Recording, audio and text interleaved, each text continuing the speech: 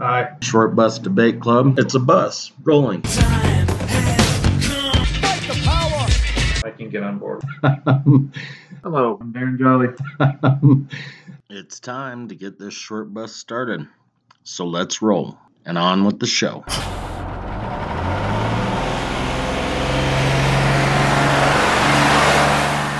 and welcome to Short Bus Debate Club. This is Brian Courtney, and across the table from me is Darren Jolly. Hi.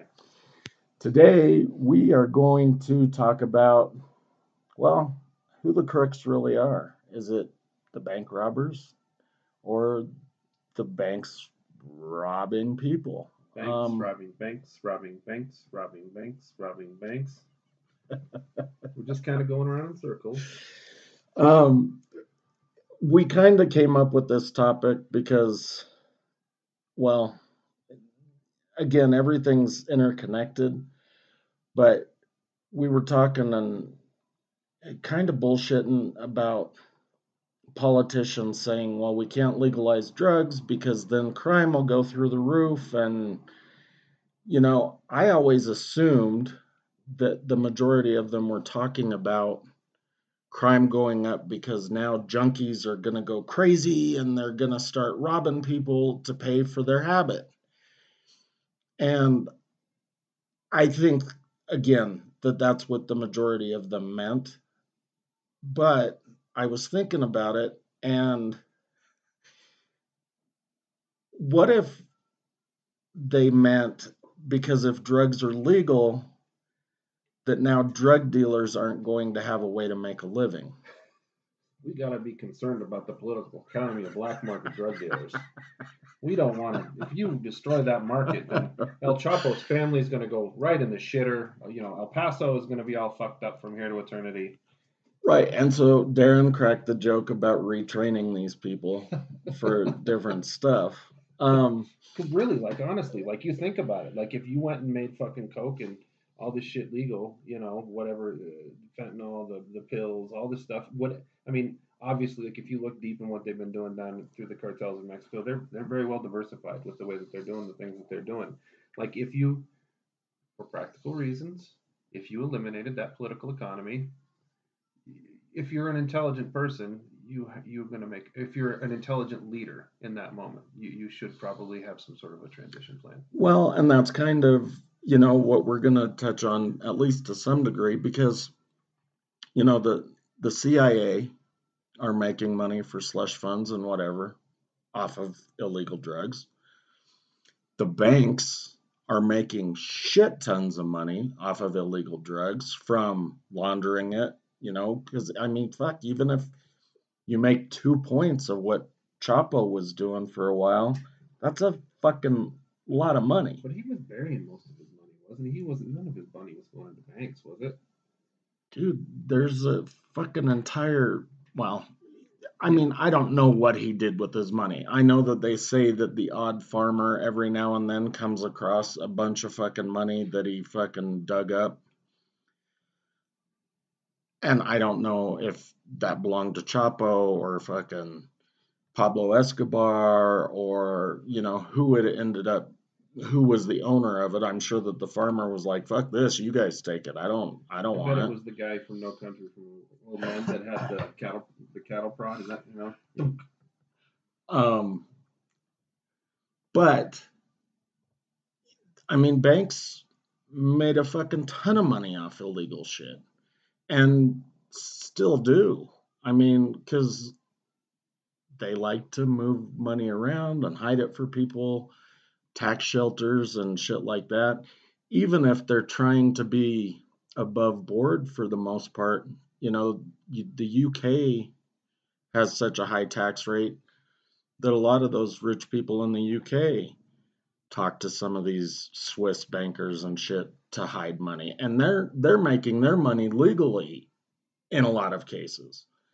So banks, yeah, they're fucking crooks. I think that when you're talking about what they're doing for the people that are, like you said, if you got a bank in the Isle of Man or in the Grand Caymans or something like that, where you're not subject to maybe certain aspects of oversight inside of, like you would be if you were using the Bank of London or some shit like that, or Goldman Sachs or whatever, you know. Well, but that's the thing is that generally it starts in the home country. Let me finish what Okay. I'm saying, motherfucker. I know it's hard for you It is hard. sometimes. We haven't talked for like 10 I days, get dude. excited. Right, 10 days. It's been longer than that, hasn't it? We posted the last one on the 29th, I think. Okay. So, well, either way, yeah, that's So it's way been more 14 days. It's been a while.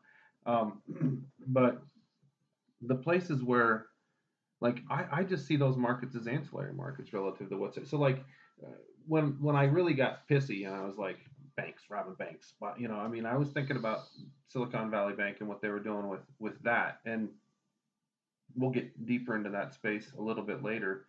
But when you have all of these, I mean, Silicon Valley Bank, they have, I mean, they're just like seed money for all these, you know, giant, you know, tech spaces and a lot of money moving around.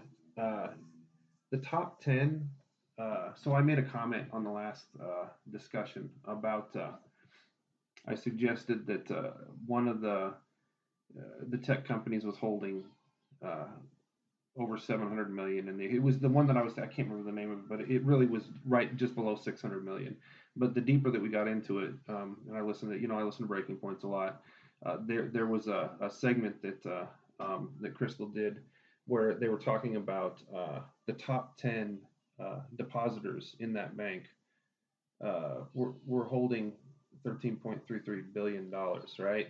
So like FDIC, this is very straightforward stuff. If it's you or me, you know, and we got an account, if we have over $250,000, then that is no longer insured, right? And I'm pretty sure that if you have over that amount and something happens to where the bank gets in trouble, to the bank run, whatever it is that happens to where the bank gets in trouble, you know, whether it's through withdrawals or just whatever you fucked up, you know, like the SNL stuff that happened back then where they got way over leveraged in certain spaces.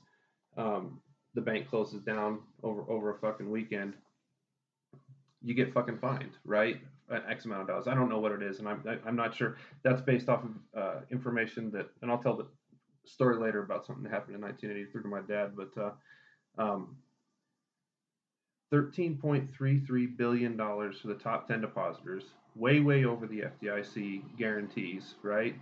And all of these motherfuckers had their money protected, despite the fact that the bank went bad. Well, and I don't know how that bank was working, but generally speaking, it's X number of dollars per account. That's what I was just saying. Right. But so that's in one account, $1.33 billion.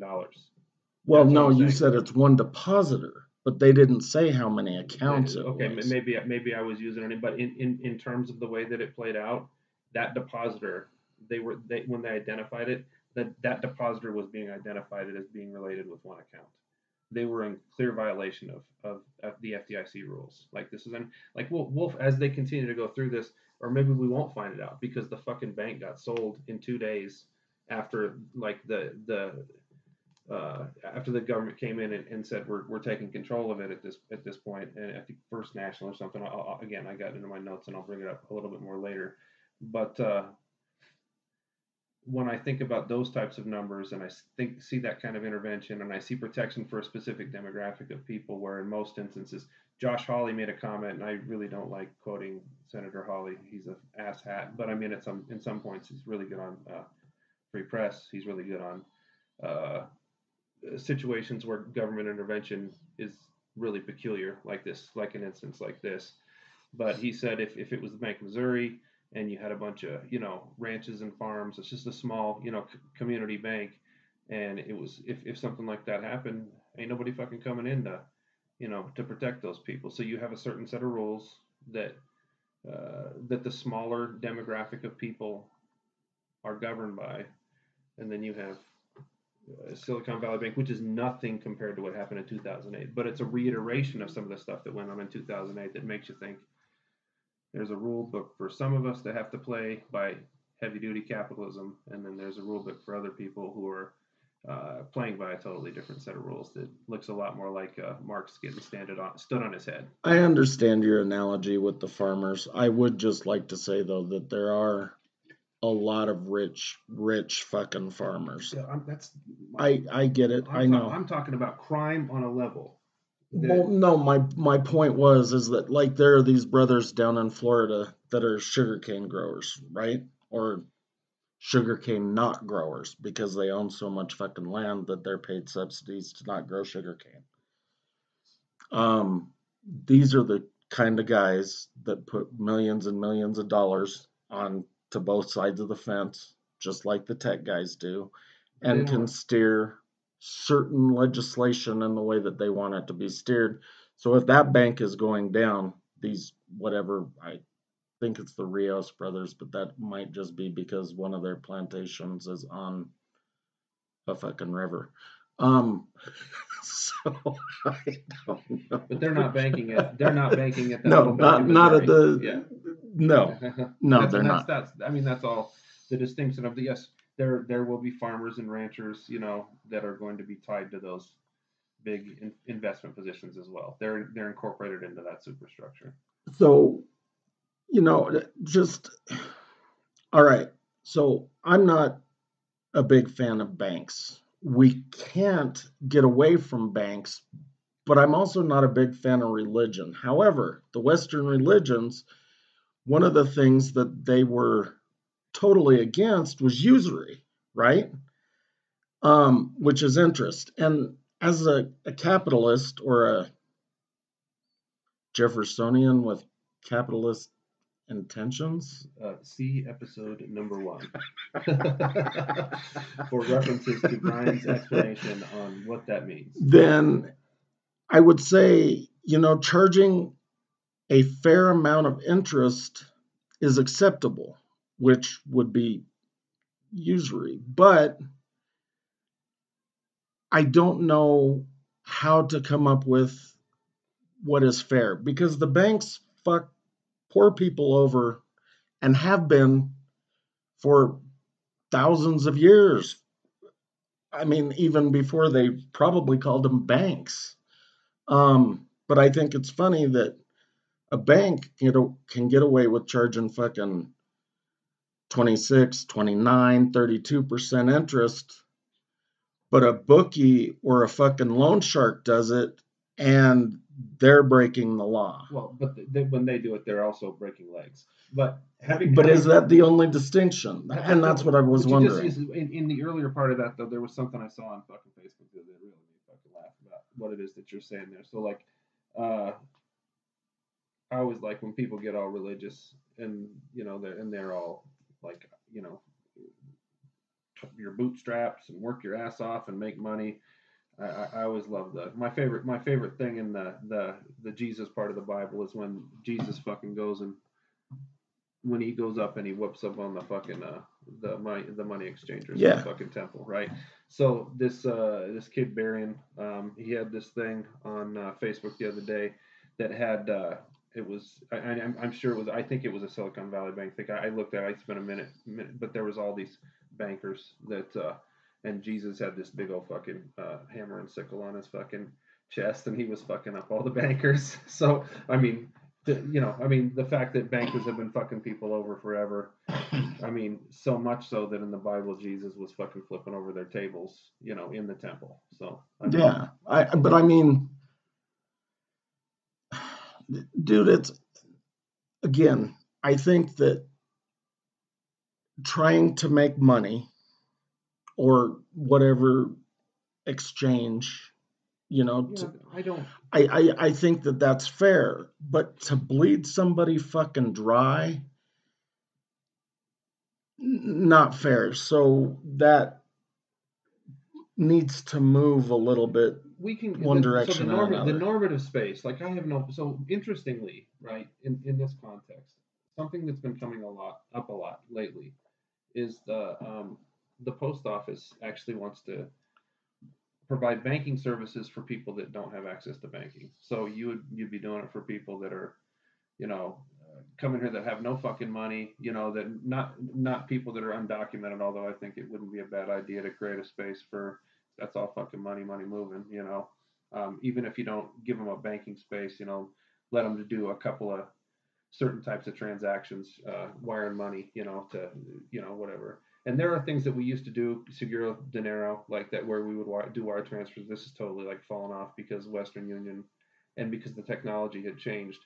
But if the post office were to enter into this space, they would have to do it in a way where it doesn't have all of these uh, insidious sort of like implications and what it is that's going on. But I don't know how you do that because the way that the system is so.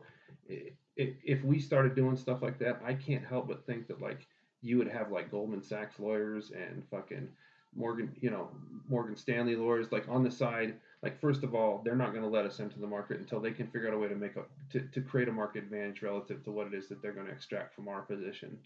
Our position because I'm a postal worker, obviously, right? So, and our position because technically it would be a bank that would be a citizen's bank. It would be a bank that would be uh, not quasi-private. It would be part of an extension of the government. That's maybe problematic in and of itself. Why? Well, I don't I know. mean, the That's Fed. why I What said is that? Where's that line? I mean, it's a private institution that maintains all kinds of public power, right? no, I get it, but that's why I'm saying that it could have been a problem in and of itself because I mean, one of the issues that we've talked about on multiple episodes is the fact that there is corruption running rampant throughout our government. And I know on more than one occasion you've mentioned this, you haven't specifically called it corruption, but that's essentially what it What is is it? What do you the want? fucking postmaster general being the dick that he is because he owns fucking a stake in DHL and he wants UPS to do this and He had huge holdings of Amazon and UPS stock, and he was the CEO of XPO, which maintained gigantic logistics contracts with the post office, and um, they sold them heavy equipment as well, if I so believe that correctly. doesn't make me think that the post office as an institution has my best interests at Okay, heart. but there is no fucking institution on the planet right now that has your best interests at heart, right? So at some point in time, right? Don't get all riled I'm up, gonna get dude. riled up Calm about this. down. I'm gonna get riled up about this because there's a rhetorical disposition that assumes that,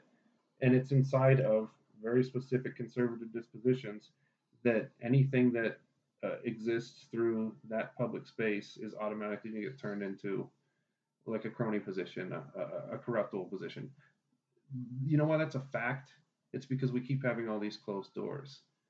But if the citizenry is involved in what it is that's happening, to where it's more direct, to where it's like happening, to where we're conscious, to where we have to be like in the middle of it all the time, then there's a possibility. But no matter what, if we keep doing it the same way right now, it doesn't matter whether it's coming from the government or from fucking Goldman Sachs, because you're getting the same thing either way. But that's again, that's on us at that point in time. Well, most of the issues that we have come back to us. And I don't mean you and me, us. I It's the mean the royal us, the royal citizenry. us. Yes. Yeah, all of Mm-hmm. us. Um, because the guy that sits at the fucking local bar and says, fuck this and fuck that, and doesn't ever I mean, doesn't even vote. And I know the voting thing probably doesn't do Is not anything, but activated in any meaningful sense. He's sitting on the bar stool. yeah. He's watching whatever media outlet that he's appropriating, not really getting involved in the nuts and bolts of things, getting deep into it. Yeah, I So, we're dumb motherfuckers socially. There's no doubt about it. um, I'm including myself in that royal we in that moment.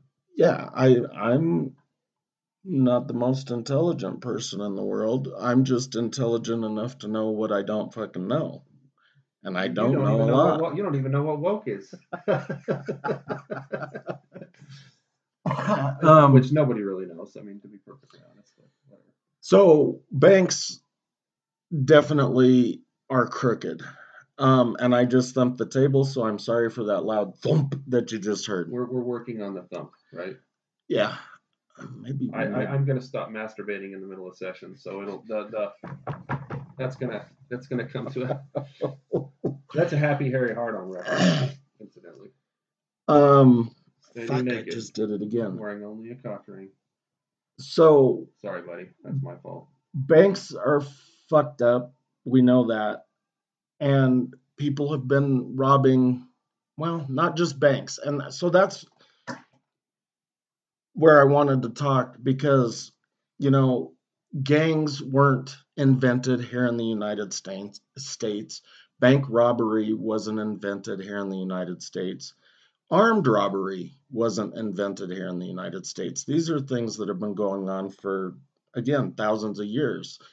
The Silk Road, I'm sure, used to have fucking ambushes occur on a regular basis, whether you were stealing silk or fucking opium or whatever. There's a really great scene in Lamb where they get robbed on the Silk Road, and then he makes that guy blind because he gets pissed at him. Well, but I mean, I'm sure that it happened in England and France and Yeah, Ireland it's not a new phenomenon. everywhere. Yeah. I'm sure in, Canada around the Great Lakes, they were robbing people for beaver pelts. They weren't like tunneling underground and making lighting and air conditioning systems, for 3 blocks and then going up into vaults. But yeah, I Yeah, get your they point. weren't doing really cool shit like that, but they may have been doing cool shit like fucking digging a hole and burying it with leaves so that they could jump up and fucking smack somebody in the head with a mace or a sword or something. That's like Red Dawn on Middle Ages or something like that. Yeah, something along those lines.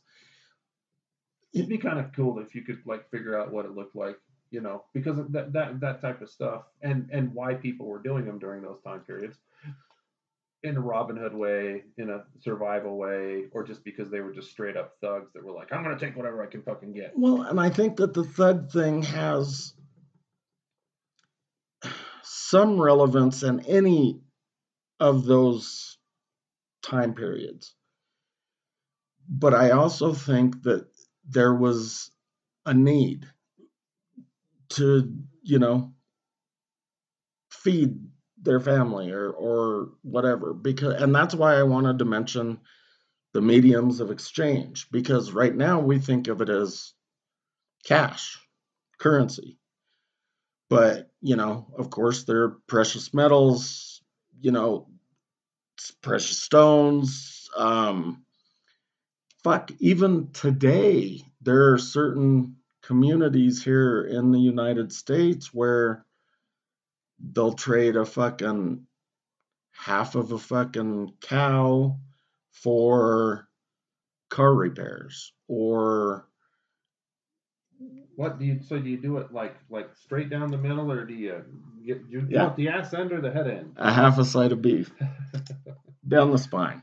Um, so I was getting an Abraham picture in my head there. well, and cows, I mean, just livestock in general, but specifically cows, they're valuable. I remember talking to somebody at the state of Colorado, and I want to say it was 2016, but they said that cattle rustling started to get big again. And now cattle rustling, like you see an old western, and cattle rustling was 4 or 5 cowboys, steering cattle in a certain direction. And I'm guessing you had to fucking drive them for 200 fucking miles because you had to get them off that ranch and then you had to get them somewhere where they could be sold. But now you just have to get them far enough to get them into a fucking semi and then drive away. You're talking about motherfuckers stealing people's cattle when they're out grazing. Yes. Yeah. Not city slickers. No, not city slickers. Well, when you said driving cattle, because that's what Well, a cattle drive, Yeah. I mean, historically was driving it from one part of the ranch to another ranch or to the stockyards or wherever. To the place where you take them to sell them, yes. like you said. So. But now, and I think that certain ranchers, like down in Texas, fuck, for all I know that Nevada is an open range state, so Well, you could rustle some shit out there then for sure. I mean, if they're just wandering all over the place like a motherfucker, They do just wander all over. there's no fucking good grazing land out there though. How would you? I mean, yeah, I don't want to get into that part of this discussion. But my point is that It's coming cows are up, worth money. and people are starting to steal them again. Well, they did in 2016. For all I know, it went back down. But I mean, in 2016, they said cattle rustling was going back up, at least here in Colorado. So again, cows would have been a medium of exchange to some degree. But that, I mean, go back to the 1700s, where pirates were real big, or the end of the 1600s, you launch a cannonball into the side of somebody's ship, you fucking board them, steal their shit, and go away. That's armed robbery, or at least hijacking, Yeah, maybe both. but then you had that. What's the people that I always talk about? The company, the British motherfuckers that had all the money, and they put Yeah, that the first share company in the history of the fucking universe. 1599, I think, was when they came into being. dude, not They talk about them in fucking the stupid Jack Sparrow the movie, India. the East Indian Trading Company. Yes, Yes, but then you have regular criminals, and then you have banks. You have like corporate criminals. Like honestly, you gotta fucking watch Taboo, dude. Like you will love this fucking. But I mean, the insidious nature of the East Indian Trading Company could have never been expressed more uh, directly than it was done in Taboo. It really is. Tom Hardy is just fucking. I sometimes like the evil ass motherfucker. Like I wake up in a nightmare from him in Taboo. really. Yeah, and he was like he worked for the East Indian Trading Company for a little while, and then he went out on his own and he fucked a bunch of those motherfuckers up. So if you're gonna do something like that, but then again, that begs the same kind of question. Like uh, he was a criminal. He was a criminal fighting for what he had a right to because he had a land right that was tied to Canada that had to do with beaver pelts, and the East Indian Trading Company wanted it, and blah blah blah blah. But they were trying to force him out of that position. So he became kind of like a Billy the Kid kind of person. So like, was it virtuous, or was it just him turning into the East Indian Trading Company in another form? So Well, so we had talked about that a little bit before we started recording, is that, or maybe it was a lot before, but that banks generally have a tie to, either directly or indirectly, by whatever shady shit. So they called them the robber barons, these railroad barons, that were fucking stealing people's farm or ranch land like the across the eminent United domain States. stuff and all that, Well, they some just of it took it. was eminent domain, some of it just, they would go in and fucking kill the peoples, depending on who participated, who didn't, depending on how badly they wanted the land, maybe who was watching, So banks were invested in the railroad company in one way or another. So they wanted to make sure that the railroads succeeded in, going all the way across the United States. By whatever means necessary. Right. So there were farmers and ranchers that got pissed because they lost their home and land to these railroad companies and or the banks. And what did those aggrieved farmers and ranchers do in Well, response? again, not all of them, but some of them went to crime. I mean, the names you probably recognize are the James Gang, not the band from the 70s, but Joe Walsh wasn't a criminal? he may have been. He might have been, yeah. Mostly it would have had to do with drugs, though, and he was just trying to live the Rocky Mountain life. Yeah. So, so Frank and Jesse James, Bob and Cole Younger, they were all kind of tied together in one gang. you guys are all here to deposit. the Dalton gang. Babyface, what's his name? Nelson. Babyface Nelson is here to withdraw. He's another one, but he was the 30s. But that was, he was a different guy. right. So okay. That's what I was going to say, is that certain things occurred that maybe left a bad taste in people's mouths. They were just a little upset about the way that things went down, because maybe the rule of law wasn't functioning in the way that it had been suggested that it should. Well, so if you want to jump to the 30s, the Great Depression had just started. Mid Depression, the Dust Bowl was just finishing.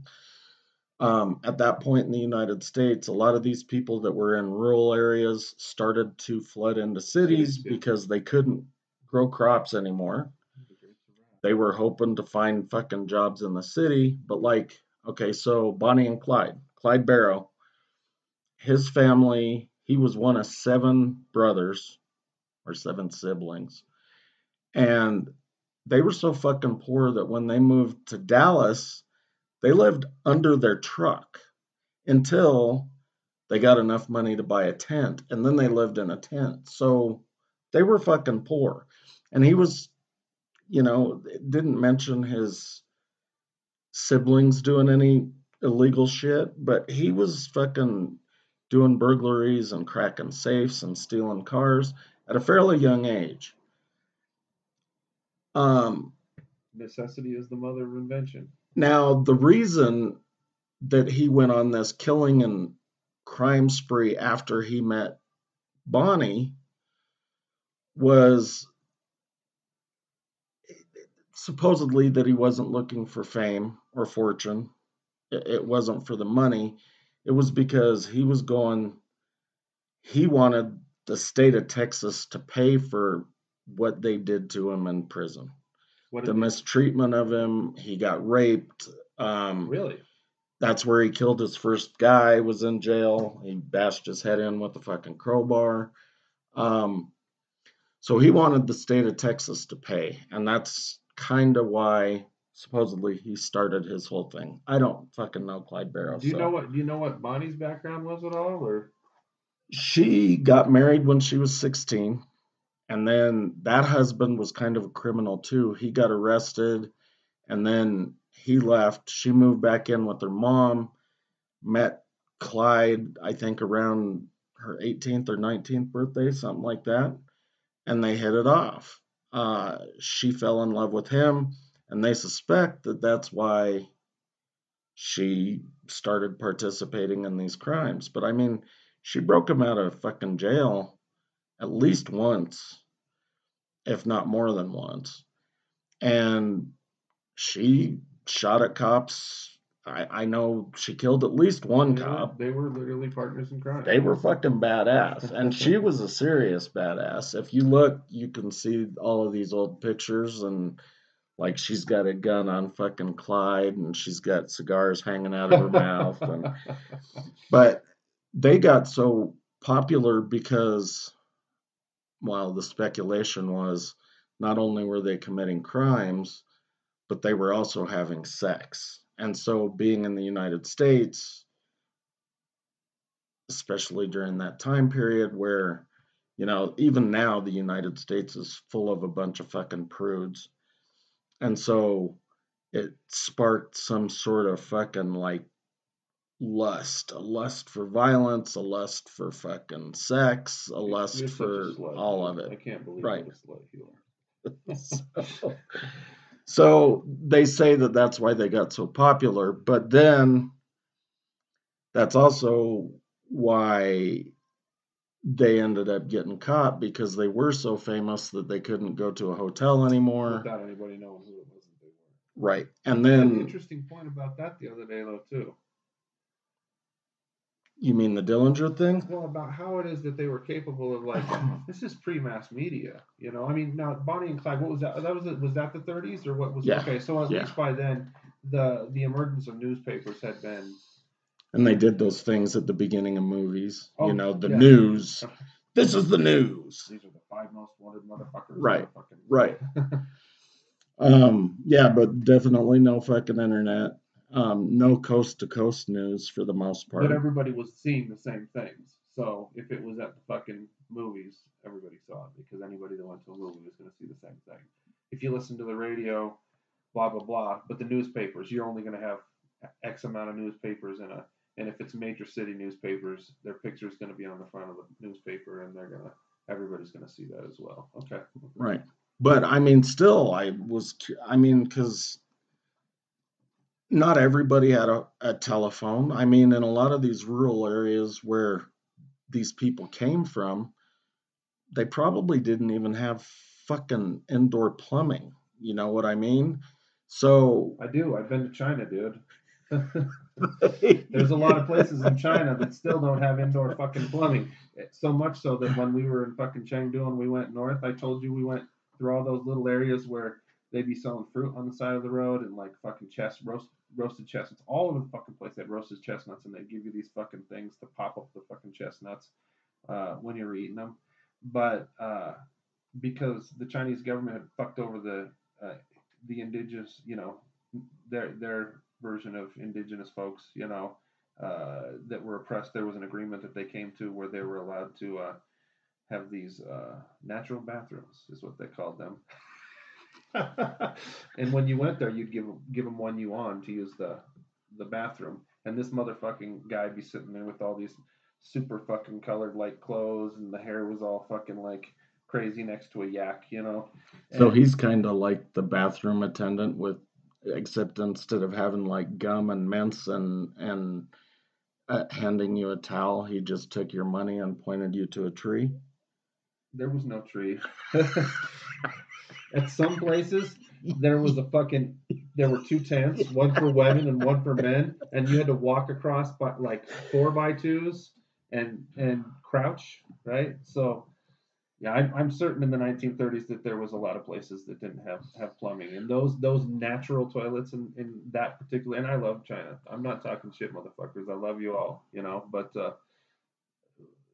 those toilets, I can't believe that's, but those dudes with the really the awesome clothes with the cut, they had just fists full of fucking $1 yuans, just massive amounts of fucking Just for yuan. setting up a tent, Well, yeah, huh? dude, because like you'd have like these tours coming through. You'd have like 7 tour buses off there, and you'd have 30 people come off, and that'd happen like 4 times an hour. So everybody's got to fucking shake a tinkle or drop a deuce. So they're and they got the market cornered because that's the way that the Chinese government bought them off. Right. Wow. Well, so the reason that all of that was is that I couldn't really figure out like how all of these people started meeting back up again so that they could rob banks, whether we're talking about like the old west or whether we're talking about the depression or whenever, like one of the gang would bust out of jail or get paroled or whatever, and then 2 weeks later he's back with his gang robbing a bank again. Well, I mean, the ones that were on the road were generally on the run because they were wanted.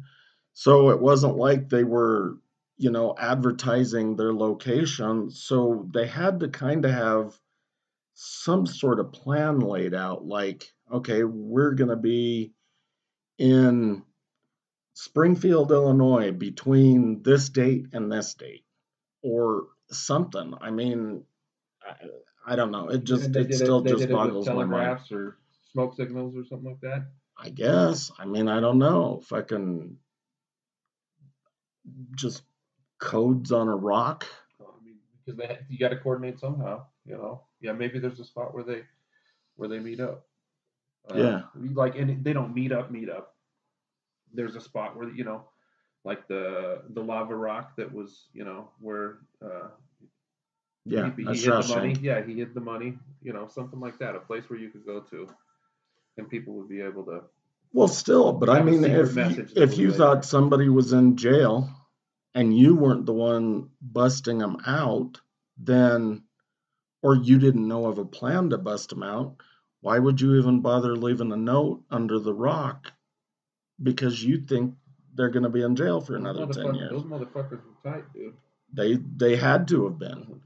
Um, so it was just crazy. But so again, we talked real briefly about the railroad barons, how they robbed people, Yeah. and the banks being Pissed a tied bunch to of fucking them. people off. Created a response to what people So were committing crime. the Daltons and the Jameses, and you know, it's been suggested that the Earps were even a little bit shady.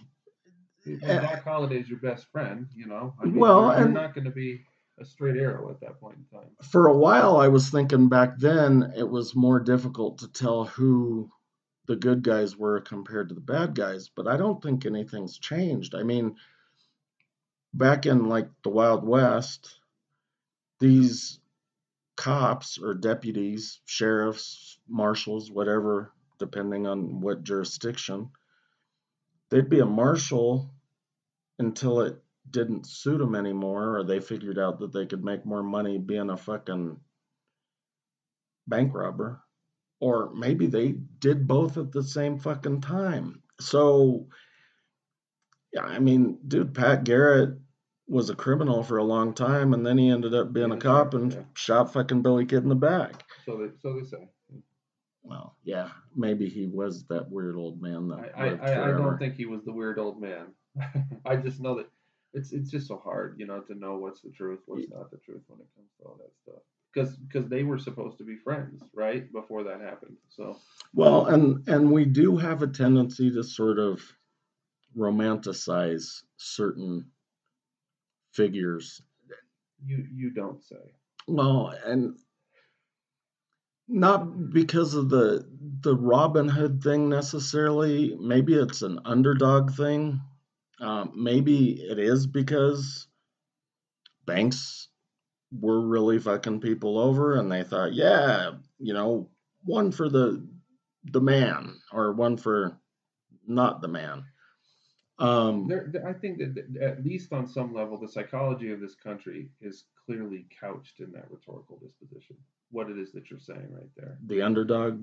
Well, and also the idea that I mean, we weren't revolutionaries in the same sense that that Marx talked about revolutionaries, but we revolted against the crown, I mean, when you went to school, when you were in second grade, we talked about the Boston Tea Party immediately. You talk about we were like you want to talk about romanticizing. I mean, the Declaration of Independence.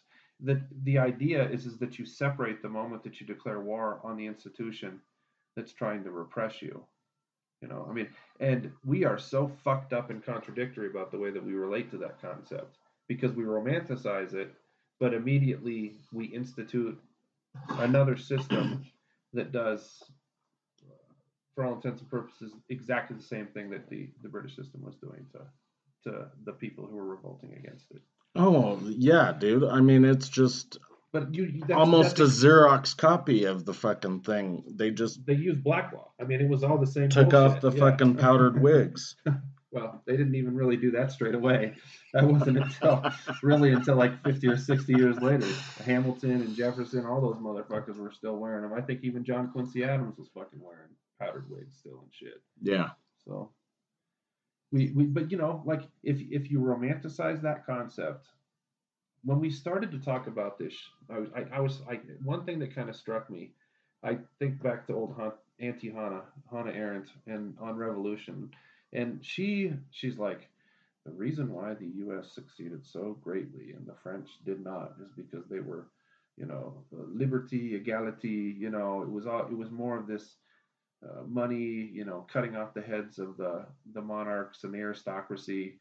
It got caught up in that retribution position, but we had civil liberties that we engaged in, and it got us. So, like, I can't help but, especially when I look at, and this is way too much for right now, but when I think about it in the context of the contradiction of us romanticizing the act of the revolution in the first place, because her whole point was, why is it that the American Revolution worked better than the French Revolution? That was sort of like one of the main things that she was positing in the book. I try not to do that. But um, she was really romanticizing the civil liberties concept, and I think that what she was missing was that on the face of it, we only respect civil liberties so long as we allow for that power structure to continue to pervade, and all the stuff with the Twitter files and Snowden and Assange, and there's no. I mean, Well, and as a whole, we're kind of lazy and we don't take action unless it directly impacts our lives, you know. So cop comes in to our fucking house and shoots our dog, then all of a sudden, fuck that, this is bullshit, and you're at City Hall fucking pounding your fist against the counter, asking to talk to the DA and the chief of police and all of this shit, and you're fucking sending letters to the newspapers saying these motherfuckers killed my dog. But if they killed the dog of your neighbor, I don't give a fuck. That's my neighbor's dog. And that's problematic. I don't know that I like the. I don't know that I like the killing the dog, motivating people to action, or your neighbor versus your. I just don't see a lot of heavy duty political activism like coming out of, which is ironic because there's this whole story in Charlie Wilson's War where the guy that was on the city council, uh, he didn't like dogs getting in his fucking yard. So Charlie Wilson, when he was a teenager, his fucking dog was over in his yard, and he like there were all these people that were standing. He's on the ground, he's writhing. Well, the guy that Charlie Hazard was his name, the name of the individual. He says his name was right out of Charles Dickens, you know. So Charlie Hazard.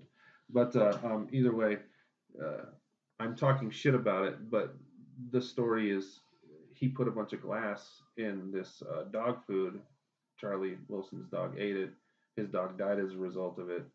So Charlie burnt down his flower garden after that, but he said I didn't feel good enough at that point in time. So he went over to the black side of town and drove all these black people over to vote when the city council time came around.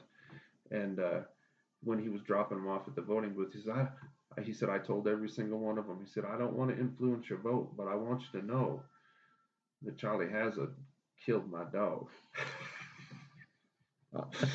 So in this instance, in this, I mean, Charlie Wilson was clearly motivated to the point of activism because of the dead dog. Yeah. But I'm going to just say that with all my love of Charlie Wilson and in that movie, I don't like your analogy. I think. Well, no, I was just thinking because it affects you. These days a lot of say a no knock warrant off of some bullshit information, they could accidentally kick in the door of someone that had never done anything wrong.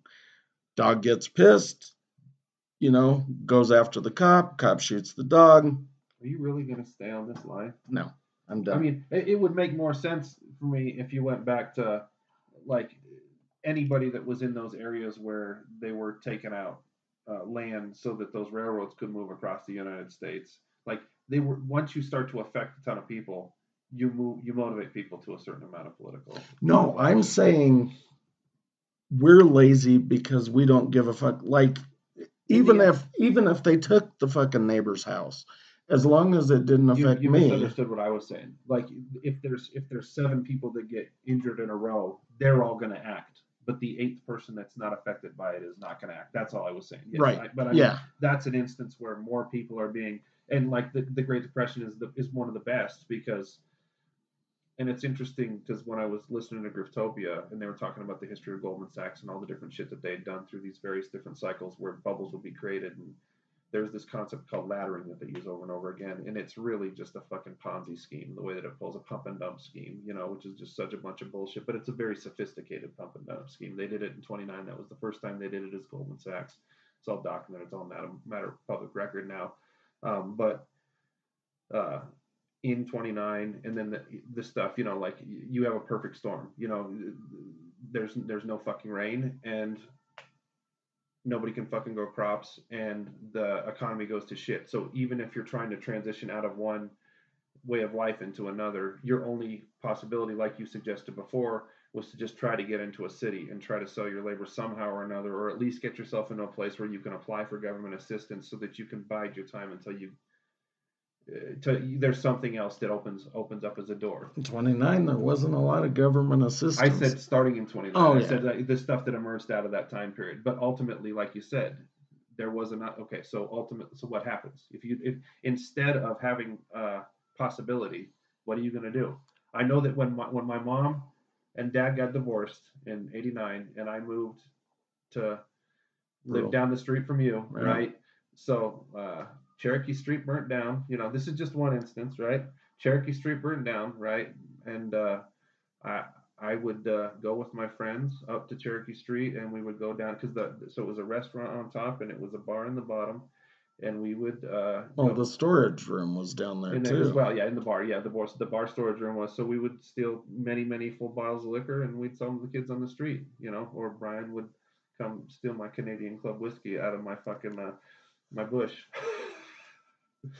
You said I could take what I wanted.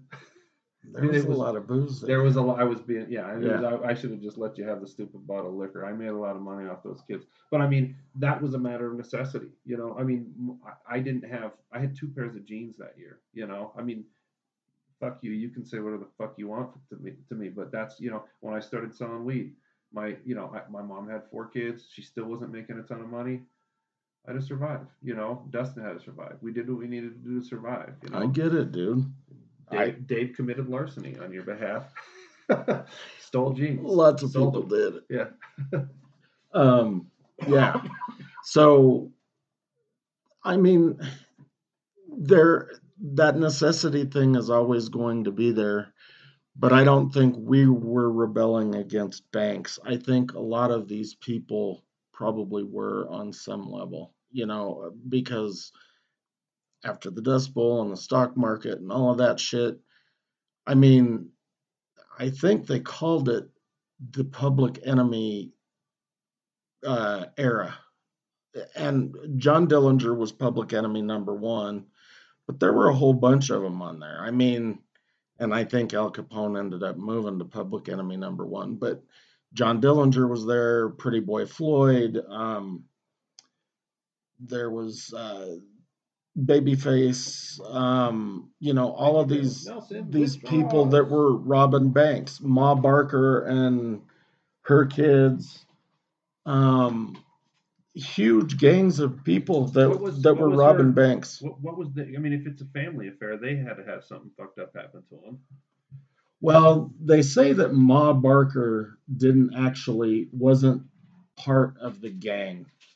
Hoover insists that she was the brains behind the entire organization, but it was actually called the Carpus Barker gang or the Barker Carpus gang, depending on what you're reading. But it was, I think, 4 of the Barker kids and this one dude named Alvin Carpus. And when they got to be their largest, they were actually made up of about 25 people. So it was a pretty large gang that was doing burglaries and kidnappings and bank robberies and all of this shit. Were they just angle shooting, or was there something that happened to her and the family? No, it was just, I think everybody was poor.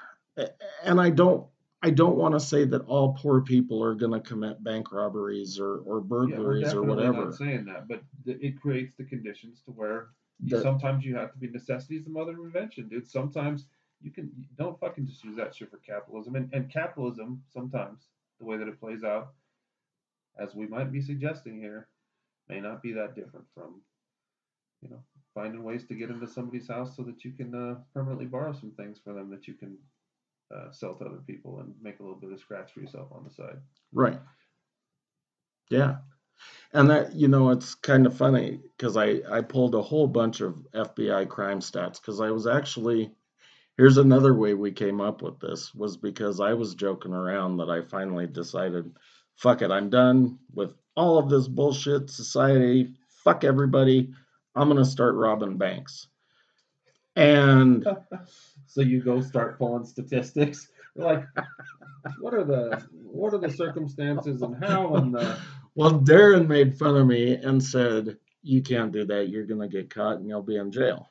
Um, so I was trying to originally find how many bank robberies are unsolved. The FBI and I guess police in general do not like to publish those types of data. don't really like to admit our failures. Right. So I've got a ton of fucking stats on the number of bank robberies, and the FBI has them posted on their site from clear back in 2003 until now, so you can go back 20 years. But it's really kind of interesting. I mean, okay, so there was the railroad baron stuff and the people losing their land because of that. Then after the Civil War happened, the economy was in the shitter. And that's when train and bank robberies started to get real big.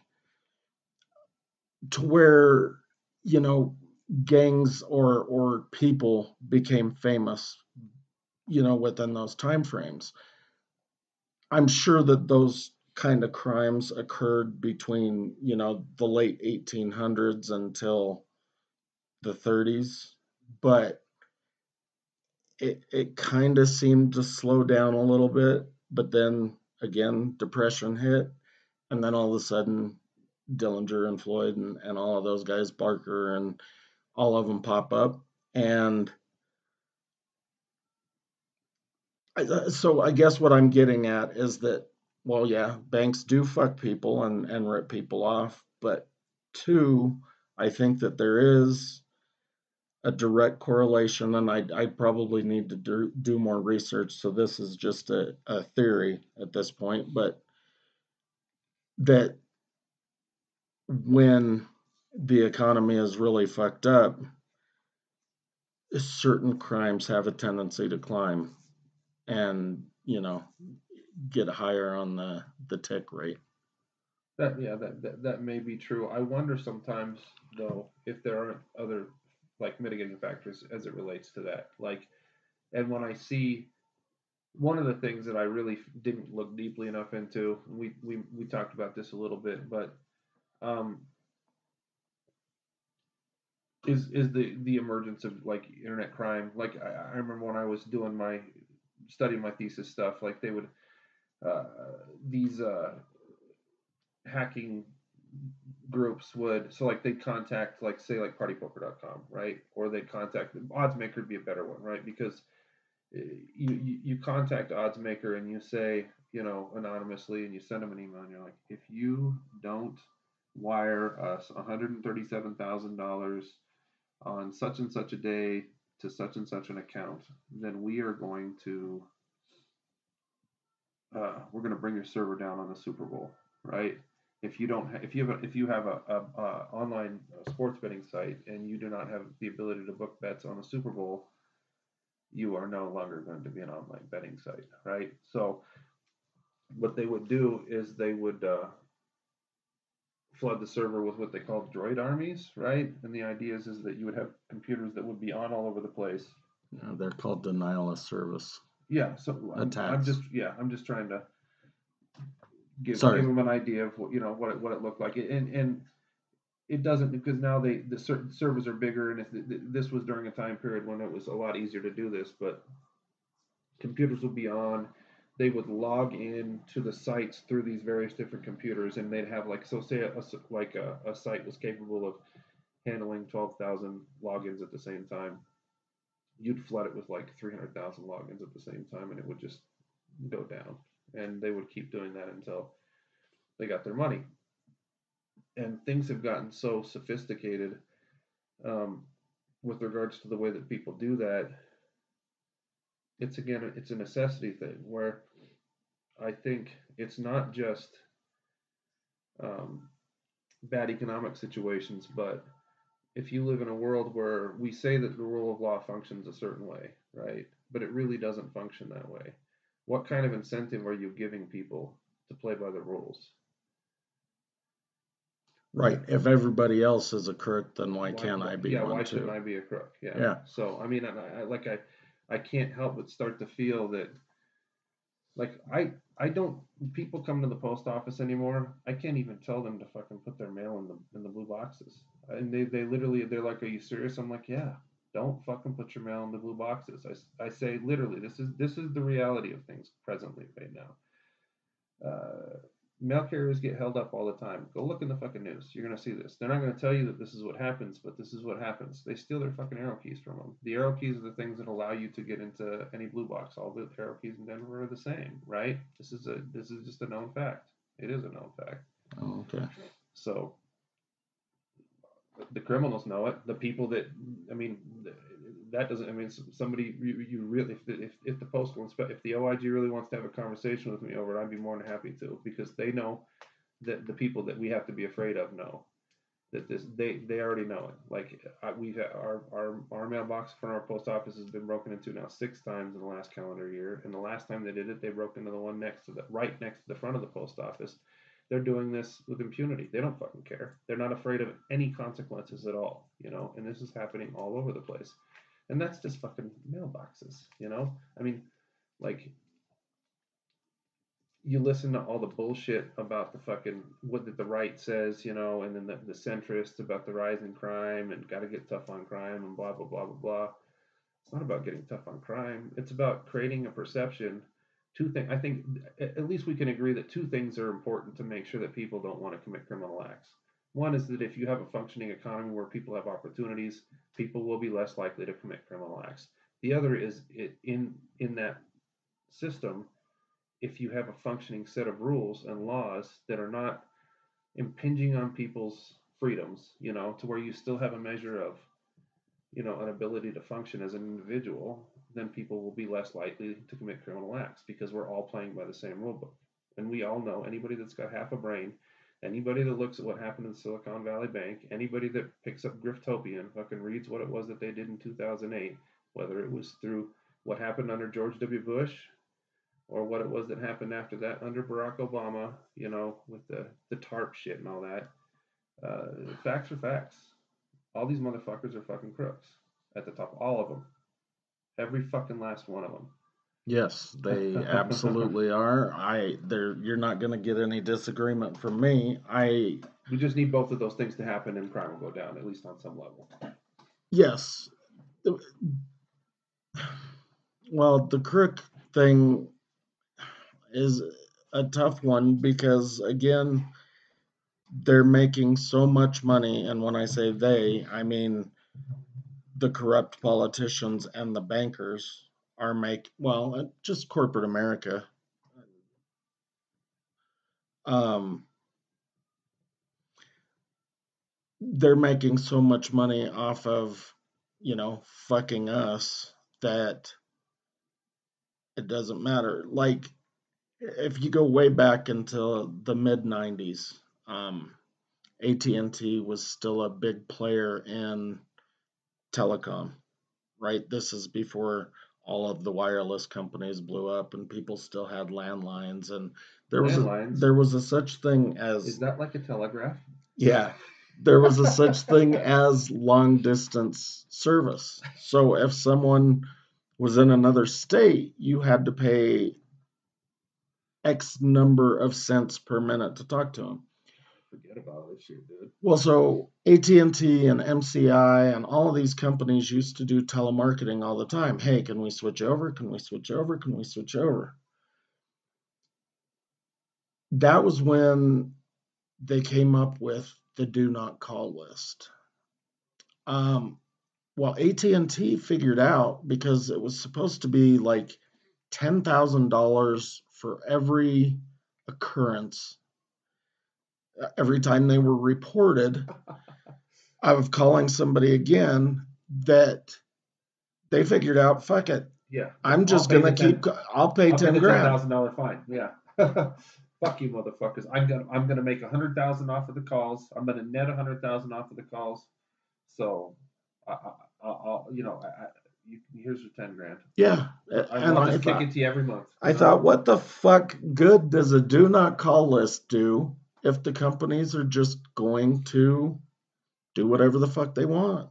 And that doesn't have shit to do with banking. That's just corporate America fucking us. But again, they're all in cahoots. Well, and it definitely displays like I said, when I said I want for them to do the government banking thing, right? When I said I want them to do the government banking thing or the postal banking thing, it's not it's a means to an end. It's not an end in itself, right? I mean, it drives forward the dialectic that the public space has been encroached upon so much that you need to start to fuck with the space, the perceived space between public and private, and it's sort of like a way of pushing back, like why is it so? It's funny because like inside the post office, and when I talk with my coworkers about, or with customers for that matter, because I talk to customers about it pretty directly sometimes too, the fact that we are essentially subsidizing Amazon and UPS and DHL to a lesser extent, but those two for sure. FedEx has been played out for the time being right now.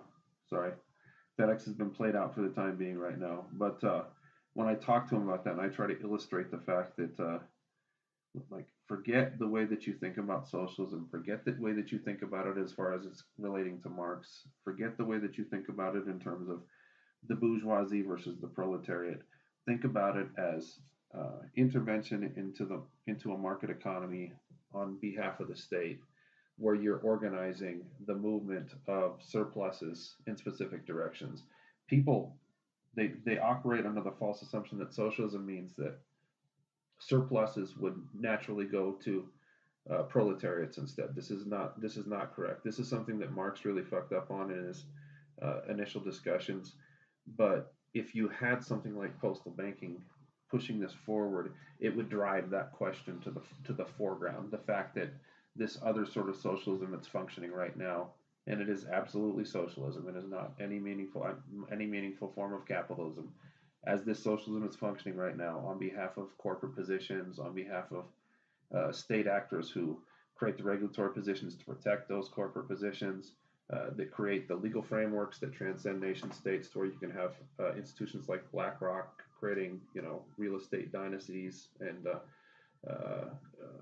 natural resource dynasties that have private intelligence and military positions that make it not virtually impossible, but because of their access to both logistics, to signal intelligence, in the forms of satellite communications, in the forms of telecommunications on every level. You can't even run a battle against them, which goes to what I was saying in the last episode, to where you kind of just have to sort of stand naked, because you know that everything that you're doing now is going to be seen anyway. It doesn't really fucking matter. We have to, if you use something like postal banking as sort of drawing the state back in, the tension between the way that the state and the perceived notion of state and private is functioning right now can sort of start to get flipped on its head. That's like, but these are all questions of strategy that are very diluted right now, and it's very difficult to find without at least trying to sort of like drive those kinds of spaces forward. And I don't fucking know what the right way to do it is, but no, I don't either. But so okay, January 15th of 2020, so right before COVID, I got laid off. They eliminated a whole bunch of jobs. Now, I was okay on money, so I wasn't worried, but I did file for unemployment anyway. But the way unemployment works, and luckily I had a bank account, so it wasn't a big deal. But now, if you file for unemployment, they automatically send you this fucking debit card that they're going to, if you do not put your bank account number in, then they're automatically going to deposit it on that debit card instead of doing like an EFT into your bank account. Right. But this is another example of banks fucking people over. And this is an example of not only banks, but the state fucking people over because they don't have certain resources. In this case, their own bank account, because otherwise they wouldn't have to use that fucking debit card. But I got it and I read it over and I was thinking, who the fuck would use this card? I mean, the fees were fucking out of control. I mean, it was like to use them X amount of times during a certain period of time, right? It was like $2.50 for every fucking ATM fee. There was a monthly fee for having the account to begin with. I can't remember, 15, 17 bucks. There was a deposit fee if you deposited anything other than the state of Colorado money that was coming in.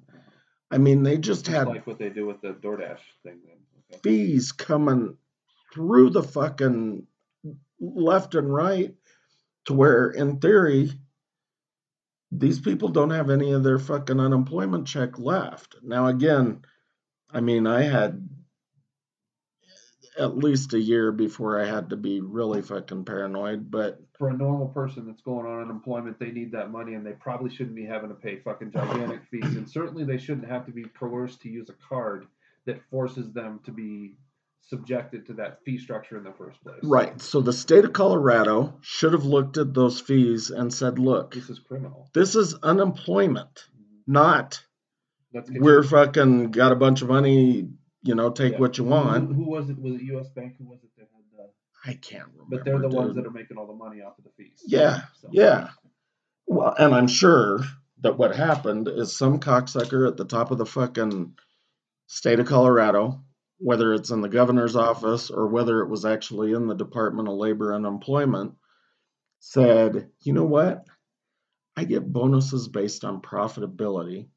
So if even 25% of the people use these cards, that's going to generate X number of millions in fees. And for every $1 million we generate, we get this. For every 10 million, it goes up to this. So, the bank's essentially splitting their fees with us. So it's going to be big bonuses for everybody in labor and employment, or at least, executive management. And I don't know if that happened or not, but that's the only thing I can figure out is like our tax money isn't enough. So they've got to bleed money from those that are already being bled. Like when I went to Griftopia, that's like the crux of the whole, everybody that gets fucking their ass handed to them, like coming out of that. I remember you and me and one of our friends, we were at his house over off of, it was Bellevue. He lived off of Bellevue, about a block off of Bellevue. Back then, he doesn't live there now. He lives in Parker now. Oh yeah. But he was talking to us about he had signed an adjustable rate mortgage, and we were sitting there talking to him about it, and I was like, dude, you shouldn't be doing that. You should sign a fixed rate. He's like, no, but I'm like 2% under what the fixed rate is at. I was like, but it could triple next year. I said, and you go from paying $800 a month to $2,400 a month. No, that'll never happen, And I mean, they literally structured in the interest rate increase. Hank Paulson and all those motherfuckers. See, when I bought my condo, I had an arm. And what year did you buy when I refinanced with an arm because I set it up to where, one, they could never raise my interest rate more than a point. That's a different that's a nominally fixed adjustable rate though. A lot of those adjustable rates were way more variable. Yeah. I mean, and it could never go up more than 3 points in the life of the mortgage, which 3 points ends up being a big fucking hit. I mean, when you're talking about for the life of the mortgage, of course, yes, a point is a fucking huge amount of money, but there's a difference between and it tripling by 3 times. Yeah.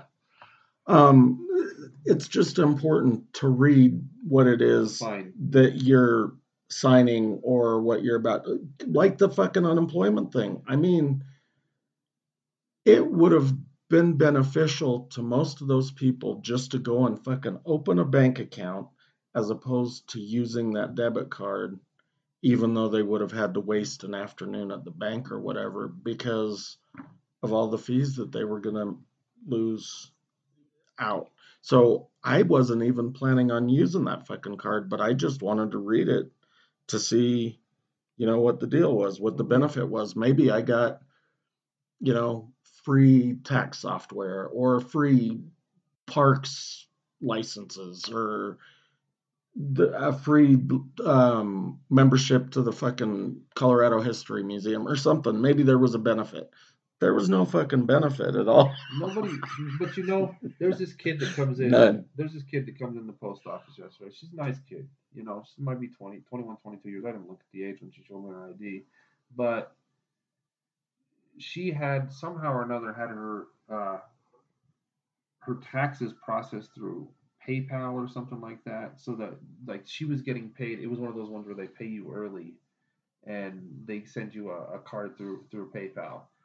But the address that she had on PayPal was one that she hadn't used PayPal in 3 years, and she'd moved 3 times since she lived at that address. Right. And she's like looking at me in the eyes, and she's like, "Well, isn't that anyway?" And I'm like, "You haven't even lived there for 3 years." I was like, "There are certain rules that I kind of have to abide by, and you already left a note for the carrier."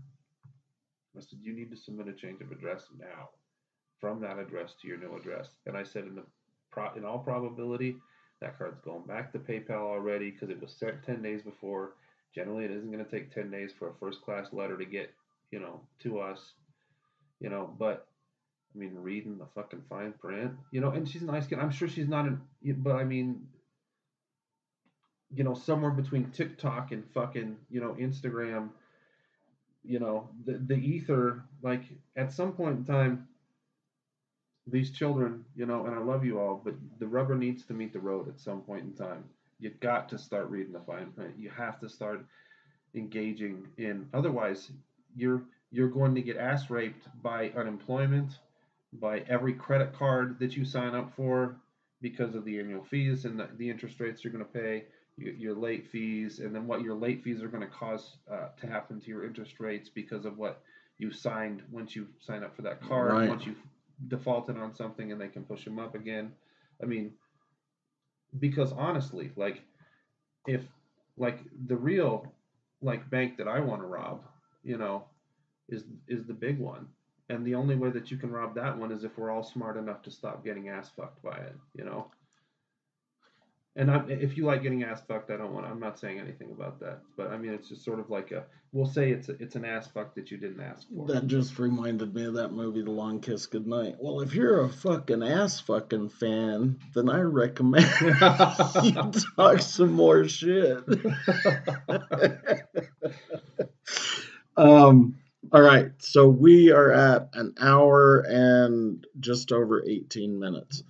Should we stop this one and come back for part 2? No, I think we should just keep going. No, fuck off. You need to go smoke a cigarette. I might actually even go roll a cigarette. All right. We will be back with part 2 momentarily.